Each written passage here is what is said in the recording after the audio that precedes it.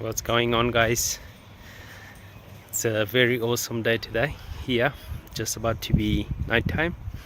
Wanted to come out and make this very important video regarding you and your success, right? Very important thing that you need to understand in this very busy world. People this day and age, they don't have much time even to sit down and think.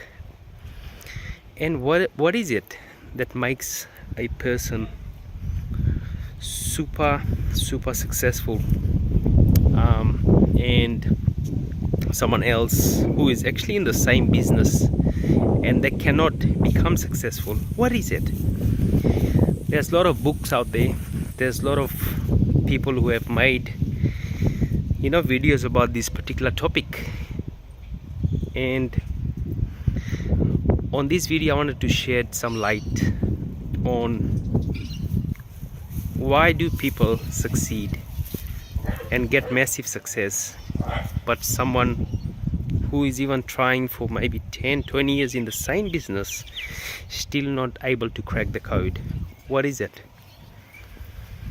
And with what I have found through my own research and through my own journey is people who get massive success, they think 10x.